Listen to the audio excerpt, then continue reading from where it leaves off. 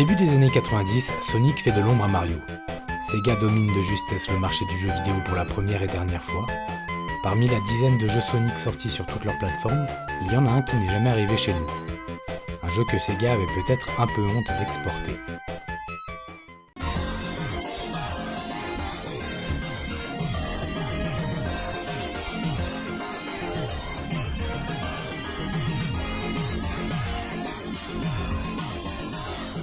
Depuis le premier jeu sorti en 1991 sur Mega Drive, Sonic est partout.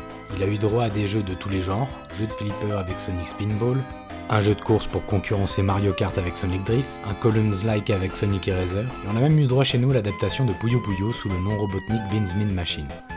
Depuis le deuxième opus, Sonic a un partenaire nommé Tails. Ce petit renard à deux queues ayant séduit le public, il était tout naturel qu'il ait droit lui aussi à ses propres aventures. On a pu donc découvrir sur nos Game Gear en septembre 95 Tails Adventure, un jeu d'aventure avec quelques mécaniques de RPG très sympa, mais ce que certains ignorent c'est que ce n'était pas la première fois que Tails avait droit à son propre jeu. Plus tôt dans l'année, en avril 95 est sorti Tails Sky Patrol au Japon, toujours sur Game Gear, mais celui-ci n'a pas franchi la frontière. Tails Sky Patrol est une sorte de shoot à défilement horizontal où on contrôle Tails armé d'un anneau. Le but du jeu consiste à atteindre la fin du niveau sans toucher aucun obstacle. Mis à part le premier niveau, on doit affronter un boss pour chaque fin de stage. Si on en croit le manuel, l'histoire est plutôt simple. Une sorcière nommée Witchcart transforme tous les habitants d'une île en cristaux, aidés par ses subalternes. Merci Google Trad.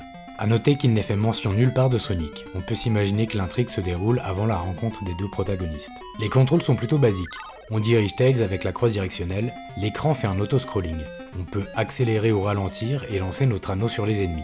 En route, nous avons toutes sortes d'obstacles, des portes qui basculent, des boules en pic, murs, sol, plafond. Les ennemis ainsi que leurs projectiles peuvent déstabiliser votre envol et au moindre choc, c'est une vie en moins. On a une barre d'endurance située dans le coin supérieur gauche de l'écran, elle s'épuise au fur et à mesure qu'on avance dans le niveau ou bien quand on essaye de se redresser suite à une collision avec un ennemi. On peut la remplir à l'aide de bonbons à la menthe disséminés un peu partout dans tous les stages. On peut également trouver un item d'invincibilité, des vies supplémentaires et des joyaux qui nous donnent des points. On peut regagner une vie tous les 30 000 points. Il y a également des chariots sur rail sur lesquels on peut s'accrocher pour gagner de la vitesse, des ballons qui peuvent nous faire prendre de l'altitude, ou des poids qui nous en font perdre. Ces objets peuvent être utiles pour accéder à certains endroits, mais peuvent également causer notre perte en nous envoyant droit dans le mur. Les niveaux sont très colorés, on y retrouve des éléments piqués à droite, à gauche dans les autres Sonic, les sprites sont bien animés et dans l'ensemble le jeu est vraiment beau. Je rappelle qu'on est sur une console 8 bits.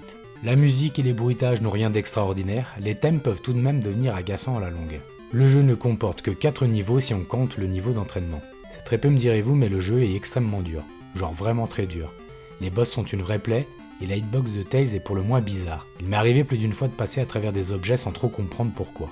Si vous aimez les challenges, ce jeu est fait pour vous. En ligne droite, le jeu peut se boucler en un quart d'heure, mais sa difficulté vous empêchera peut-être de voir l'écran de fin un jour. Il y a plusieurs points de sauvegarde par niveau, mais la seule solution d'en voir le bout, c'est d'apprendre les niveaux par cœur. Malgré ses points noirs, ce petit jeu reste très sympathique à condition d'avoir une grande maîtrise de ses nerfs. Pour le découvrir, sachez qu'il devrait figurer dans Sonic Origins Plus qui sortira au mois de juin. Vous pouvez également le débloquer dans la version GameCube de Sonic Adventure DX, sinon il vous reste l'émulation. J'imagine que personne ne vous en voudra tant le jeu est méconnu. C'est fini pour Tails Sky Patrol, j'espère que cette vidéo vous a plu, n'hésitez pas à vous abonner et à commenter pour me le dire, vous pouvez me suivre sur Instagram et sur Twitch, et sur ce je vous dis à très bientôt.